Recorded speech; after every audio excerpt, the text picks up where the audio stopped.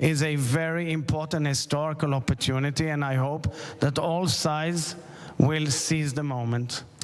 So the Saudi foreign minister a few minutes ago, speaking about this issue, linked the progress toward normalization to a two-state solution, to the creation of a Palestinian state. So I want to turn to that because it's obviously part of this discussion and the pathway he and the United States government feel towards the kind of new Middle East that you're talking about.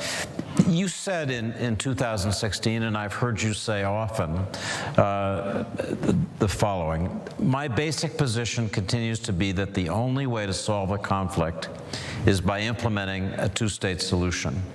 But you said in December, after October 7, what I want to urge is against just saying two-state solution. Why? Because there's an emotional chapter here that must be dealt with. My nation is in trauma. So I think we understand that trauma. What I want to ask you, Mr. President, is how to bring the vision that you had in 2016 together with what you're experiencing now so that there is a pathway toward something that's different. Well, I think that we have to understand that reality has been exposed and unraveled in front of our eyes. In my appearance in front of a joint session of Congress on the 19th of July, before the war, I spoke about the vision of peace in the region, but I said that what undermines the possibility of peace in the region is terror. We've gone through 2 years of terror in the last few years, but the people of the world didn't really notice it. They went on, they ignored it. We went through a lot of attacks of terror. And I came to the clear conclusion that you cannot accept a peaceful process with your neighbors if they hail terror. I cannot agree to it. Nobody can agree to it. The mere assessment that one can accept terror as a tool to bring about results of such nature is adverse to the whole basic rules of human beings. I'll say further than that. I think that the free world must oppose, in no uncertain terms, any accommodation or support of terror. What happened in October 7th is that peaceful communities on an internationally recognized boundary since 1949 were slaughtered. And people celebrated on the other side in the Palestinian camp. They celebrated this, and I expect people who want to make peace with us and people who want to move on in a vision of peace in the region. And I do believe adamantly that Israelis and Palestinians deserve peace, and they should find ways and means to move towards peace, and that the pain inflicted must not recur. But for that, we have to hear and see an understanding that terror cannot be accepted in any way. And this is what I said. Israelis are traumatized so much that to come to tell them now two-state solution, a Palestinian state, cannot be achieved if we don't deal with the innermost question of Israelis. How does it guarantee safety to me and to my family and to my neighbors and to my nation? Israelis are worried.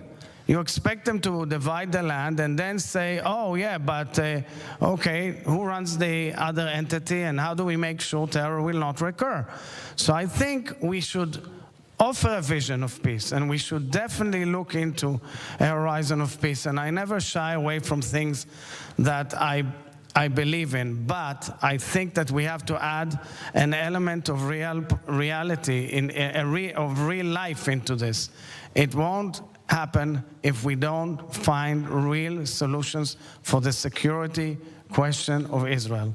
So let me just put the question to you again. If there are ways to address that issue that you rightly stress, the security, safety of your country and the people who live in it, if that can be addressed, is there in your mind a pathway toward a two-state solution? So I would say that saying now automatically a Palestinian state or a two-state solution, it's kind of giving actually, without intention, kind of credit or award to the fact that Hamas launched the war against us. I don't want to be there. I want to do something else. I say if we want to win and we show victory against the empire of evil and its proxies, we have to move towards the inclusion of Israel in the region with a major agreement with our regional partners, including Saudi Arabia, and in it find the right formula for peace between Israelis and Palestinians. And that's what we have to look for.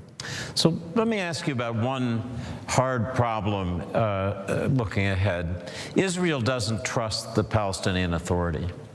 It's fair to say that many Palestinians don't seem to trust the PA either. But Jordan, the United States, many Arab countries have been working to try to build what people are calling a revitalized, reformed Palestinian Authority that would be able to do a better job in every respect, including reassuring Israel about its security. I think we'd all be interested in whether you think that revitalized PA, the RPA people are calling it, might be something that Israel could work with, could help build a future with, and build the kind of security and stability that you just talked about. So I think it's a very important development. The proof of the pudding is in the eating. One has to see that there are reforms. I know it's being dealt with the Palestinians by the various Arab countries, by the international community, by the United States of America. It's clear it has to happen because part of the problem here is the way, the functioning of our neighbors, and I don't want to go into it. It's their issue, and they have to deal with it. I can only say that from my own experience, I tried time and again to find initiatives that will deal with issues that are not the political thorniest issues, but have cooperation on fields such as, say, climate issues, medical issues. And I didn't get any real response. I hope that there will be an opportunity to have a real dialogue with our neighbors also about that. And I would welcome any reforms, naturally, and serious reforms. So I think what I hear you saying is that if you can be convinced, Israelis can be convinced that these reforms are real, maybe with metrics that measure performance, that Israel might be comfortable working with this, I'm going to call it again, the RPA, in the future. Do I have that right? So I will say, as you know all too well, the President of Israel is not the executive branch. We have to leave it to the executive branch, but I think I was pretty clear. I think that if we want to move forward with all of the elements on the chessboard or the board as such, it's there and it's possible. So shifting gears a little bit, I know that you feel that the world simply doesn't understand the ideology of Hamas, that there's an experience that Israelis have had viscerally on October 7 that the world still doesn't understand. I know you brought something that you think will be powerful, so I want to invite you to do that. So I will first say that the ideology that we have seen is something that the world tends to ignore. The world has seen 9/11. The world has seen John the Jihadist. The world has seen a chopping of heads of citizens in France or elsewhere. We are faced with an ideology of extreme Islam that wants to wipe us off the map. Not all is Islam. I believe in a dialogue with Islam. And you know that there are many Muslim countries who advocate peace and move forward. But this ideology, which is now the focal point of the empire of evil, emanates from Tehran, is of huge magnitude and needs to be the main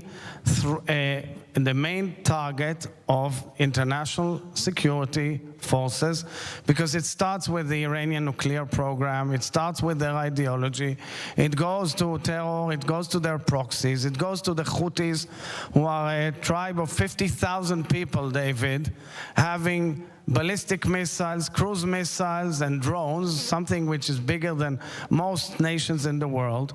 And you ask yourself, where is this aimed for, if not at the heart of Europe and the United States and elsewhere in the free world? And people have to wake up. So I brought with me a book which was taken by our military in their operation. Our military goes in, and finds in homes missiles and weapons of the worst kind that are aimed to kill all of us. The book is called Nihayat al-Yahud, which means the end of the Jews.